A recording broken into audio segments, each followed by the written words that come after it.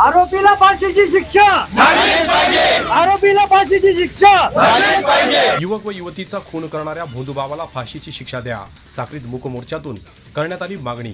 साक्री तालुक्यातील वर्धाने व उब्रांडी शिवारात घडलेल्या दुहेरी हत्याकांडाच्या निषेधार्थ आज सोमवारी भांडे गावासह तालुक्यातील ग्रामस्थांनी भांडे ते साक्री तहसील कार्यालय असा मूक मोर्चा काढत आरोपींवर कठोर कारवाईची मागणी केली. यावेळी भोंदूबाबा आरोपीला फाशीची शिक्षा द्या, अक्षय सोनवणे व जयश्री काकुस्ते यांना न्याय मिळालाच पाहिजे अशा घोषणाही या मूक मोर्चा दरम्यान देण्यात आल्या. 16 मे रोजी घडलेल्या या घटनेत अक्षय सोनवणे व राजश्री काकुस्ते या 2 जणांचा दुर्दैवी मृत्यू झाला असून या घटनेमुळे संपूर्ण जिल्हाभरात संतापाची लाट पसरली आहे. दरम्यान ग्रामस्थांच्या वतीने नायब तहसीलदार किरण सोनवणे, साक्रीचे पोलीस निरीक्षक दीपक वळवी आणि निजामपूर पोलीस ठाण्याचे सहाय्यक पोलीस निरीक्षक मयूर भामरे यांना निवेदन देण्यात आले आहे. या भोंदूबाबावर कठोरात कठोर कारवाई करून जलद गतीने तपास पूर्ण करावा, तसेच सदर प्रकरण फास्ट ट्रॅक कोर्टात चालवून आरोपीतास फाशीची शिक्षा देण्यात यावी अशी मागणी करण्यात आली आहे. या प्रकरणातील सर्व दोषींना तातडीने अटक करून कोणालाही पाठीशी न घालता निष्पक्ष तपास करावा अशी ही मागणी करण्यात आली आहे. मूक मोर्चानंतर साक्री तहसील कार्यालयासमोर निषेध नोंदवण्यात आला. ग्रामस्थांनी प्रशासनासमोर आरोपीतास फाशीची शिक्षा, जलद व निष्पक्ष तपास तसेच पीडित कुटुंबियाला न्याय देण्याच्या मागण्या मांडल्या आहेत. या मूक मोर्चामध्ये ग्रामस्थ मोठ्या संख्येने सहभागी झाले होते. तर कोणताही अनुचित प्रकार घडू नये यासाठी पोलीस प्रशासनाने चोख बंदोबस्त ठेवला होता. पोलीस प्रशासनाने गुन्ह्याचा कुठलाही निष्काळजीपणा न करता पुढील तपास करावा. या खुनाच्या प्रकरणातील आरोपीला लवकरात लवकर फाशीची शिक्षा कशी होईल यासाठी प्रयत्न करावे. या घटनेसंदर्भात राज्याचे मुख्यमंत्री देवेंद्र फडणवीस, उपमुख्यमंत्री एकनाथ शिंदे यांनाही सदर घटनेची माहिती देण्यात आली आहे. त्यांनी पीडित कुटुंबियांसाठी वेळ देखील दिली आहे. भोंदू योगेश खैरनार याला जोपर्यंत फाशी होत नाही तोपर्यंत आम्ही देखील शांत बसणार नाही अशी प्रतिक्रिया मोर्चेकऱ्यांनी प्रसार माध्यमांसमोर बोलताना दिली आहे. Bureau report, express news Marathi, Sakri.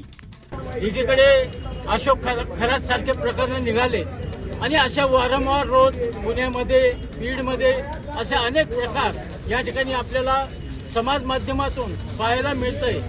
आता परवाचा जो प्रकार आहे हा एका भोंदूबाबाच्या प्रकारामुळे, तर त्याच्यामुळे हा प्रकार घडलेला आहे. आमच्या कापुस्ते परिवारातील या ठिकाणी जी महिला होती त्या महिलेची सुद्धा या ठिकाणी हत्या करण्यात आली. तिला 8-9 वर्षाचा मुलगा आहे. आणि असे जर तालुक्यामध्ये प्रकार होत असतील तर या ठिकाणी पोलीस प्रशासन असो किंवा संपूर्ण सरकारी हे असो, तर त्यांनी या ठिकाणी बारकाईने लक्ष दिलं पाहिजे. आणि ज्या आपल्या तालुक्यामध्ये जेवढे बुवाबाजी आहेत, जेवढे भोंदूगिरी करणार आहेत, सर्वांचं या ठिकाणी आधार कार्ड तपासा, त्यांचे व्यवसाय तपासा. आणि अशा प्रकारे जर घडत असतील तर या ठिकाणी आपल्या समाजामध्ये बाया माऊलींना किंवा तरुण मुलांना या ठिकाणी जगणं मुश्किल होऊन जाईल. कारण या ठिकाणी भावनेच्या भरामध्ये आपली ही मंडळी भोंदूबाबांकडे जात असते. आणि मी तरुण पिढीला आवाहन करू इच्छितो की आपल्या घरापासून नव्हे तर आपल्या गावामध्ये सुद्धा जागृती करा की असं कुठल्याही भोंदूबाबाकडे कोणीही जायचं नाही, जेणेकरून त्याची शिक्षा अशा प्रकारची मिळते. आणि असं आपण संपूर्ण तालुक्यामध्ये ही जर जनजागृती केली तर निश्चितच या ठिकाणी प्रशासनाला आपण सहकार्य करू. आणि प्रशासनाने सुद्धा कठोर पावलं उचलून या ठिकाणी भोंदूबाबाला फाशीची शिक्षा दिली पाहिजे. आणि तालुक्यातील सर्व भोंदूबाबांना या ठिकाणी ताब्यात घेऊन त्यांच्या चौकशा केल्या पाहिजेत की जेणेकरून असे प्रकार घडणार नाहीत. भांडे गावातील चिरंजीव अक्षय सोनवणे व नवण्णे गावातील जयश्रीताई काकुस्ते याचा दोघांचा निर्गुणपणे